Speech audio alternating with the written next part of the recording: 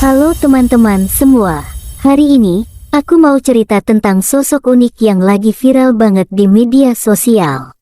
Namanya Wali Semangka. Kalian gak salah dengar, Wali Semangka. Sosok ini berasal dari Kalimantan Timur, tepatnya di Desa Lumbang, perbatasan Kalimantan Selatan dan Timur. Jadi, siap-siap ya, kita bahas dari awal sampai akhir. Dan welcome to Nalar. Awal mula viral, beberapa minggu terakhir, sosok Hajah Nur Sehat, seorang perempuan sederhana, jadi perbincangan hangat. Beliau disebut-sebut sebagai seseorang yang memiliki karomah, alias keistimewaan spiritual. Banyak yang percaya, doa-doanya bisa menyembuhkan penyakit.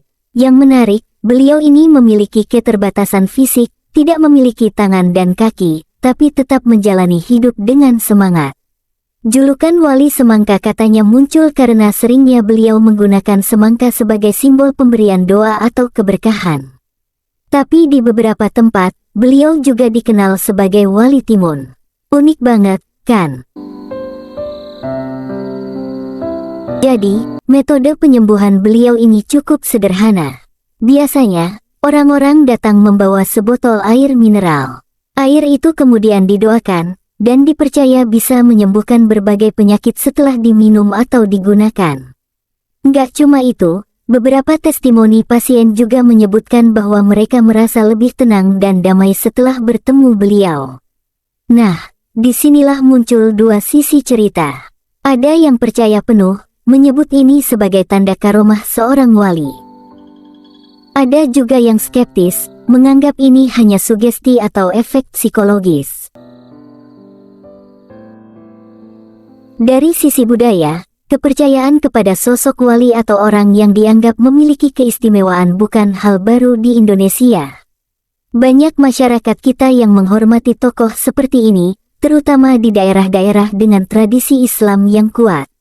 Tapi, di era modern seperti sekarang, informasi viral seperti ini sering menimbulkan pro dan kontra. Menurutku, fenomena ini menarik banget. Di satu sisi, kita nggak bisa menutup mata terhadap kepercayaan orang-orang yang merasa terbantu. Tapi, di sisi lain, kita juga harus bijak.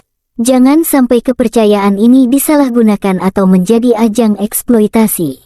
Kalau aku jadi kalian, aku bakal melihat ini dari sisi positif bagaimana Hajah Nur Sehat menjalani hidup dengan segala keterbatasannya, tapi tetap bisa memberikan harapan untuk orang lain.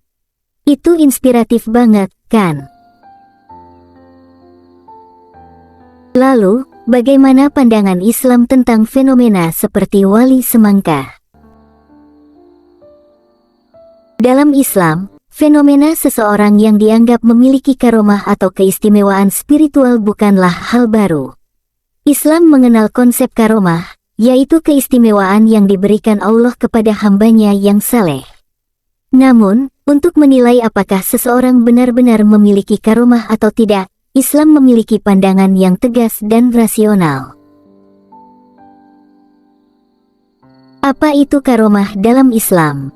Karomah adalah keistimewaan yang diberikan oleh Allah kepada wali-walinya, hamba yang sangat dekat dengannya. Hal ini bisa berupa kemampuan luar biasa, doa yang mustajab, atau hal-hal yang melampaui nalar manusia. Namun, ada beberapa prinsip yang harus dipahami. Yang pertama, karomah bukanlah tujuan, tapi anugerah dari Allah. Seseorang tidak bisa mengusahakan atau mengklaim dirinya memiliki karomah. Ini murni kehendak Allah. Dan yang kedua, karomah tidak bertentangan dengan syariat Islam. Jika seseorang mengklaim memiliki karomah tapi tindakannya bertentangan dengan ajaran Islam, seperti memanfaatkan untuk keuntungan pribadi atau melibatkan syirik, maka hal itu harus diwaspadai.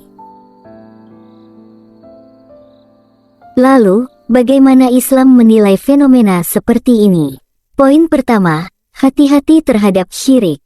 Dalam fenomena seperti Wali Semangka, penting untuk tetap menjaga tauhid. Jangan sampai keyakinan terhadap sosok ini menggeser keyakinan kita kepada Allah sebagai satu-satunya yang berkuasa. Menyembuhkan atau memberikan keberkahan. Menganggap seseorang memiliki kekuatan di luar kehendak Allah bisa mengarah pada syirik, yang merupakan dosa besar dalam Islam. Poin kedua, selalu kembali ke dalil. Islam mengajarkan untuk menilai segala sesuatu berdasarkan Al-Quran dan Sunnah. Rasulullah Shallallahu Alaihi Wasallam pernah mengingatkan kita untuk berhati-hati terhadap hal-hal yang bisa membawa pada kesesatan, termasuk mempercayai sesuatu tanpa dasar yang jelas. Allah berfirman, lebih besar dari, jika kamu berselisih dalam sesuatu perkara, maka kembalikanlah kepada Allah Al-Quran dan Rasul Sunnahnya. Qs. An-Nisa, 59. Poin ketiga, berbaik sangka, tapi tetap kritis. Islam mengajarkan untuk tidak langsung menolak atau menerima sesuatu. Jika ada kebaikan atau manfaat yang dirasakan dari sosok seperti ini, mungkin itu bagian dari hikmah Allah. Tapi, tetaplah kritis dan pastikan tidak ada hal-hal yang melanggar syariat. Lalu, pelajaran yang bisa diambil. 1. Semua penyembuhan datang dari Allah. Islam mengajarkan bahwa segala bentuk penyembuhan dan keberkahan hanya berasal dari Allah. Doa atau usaha kita hanyalah perantara. 2. Menginspirasi untuk lebih dekat kepada Allah. Jika cerita seperti ini membuat kita semakin termotivasi untuk mendekatkan diri kepada Allah, maka itu adalah hikmah yang baik.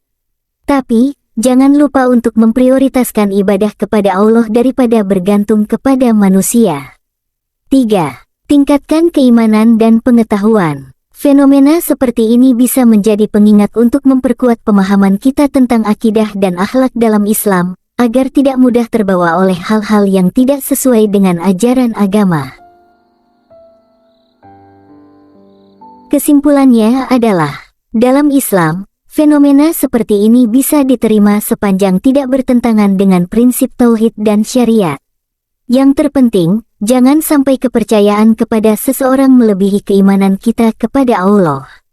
Jadikan kisah ini sebagai pengingat bahwa Allah selalu memberikan jalan bagi hambanya melalui cara-cara yang mungkin tak terduga. Wallahu a'lam bishawab. Jadi, teman-teman, Wali Semangka ini adalah cerita yang punya banyak sisi. Apakah beliau benar memiliki karomah? Atau ini lebih kepada kekuatan sugesti? Itu semua balik lagi ke kepercayaan masing-masing. Yang pasti, kita bisa ambil pelajaran bahwa harapan itu selalu ada, bahkan dari hal-hal yang sederhana seperti doa. Oke, segitu dulu ceritaku kali ini. Kalau kalian punya pengalaman atau opini soal ini, komen di bawah ya. Aku mau banget denger cerita kalian. Jangan lupa like, share, dan subscribe biar aku semangat bikin konten seru lainnya. Sampai jumpa di video berikutnya, teman-teman. Stay positive and keep inspiring.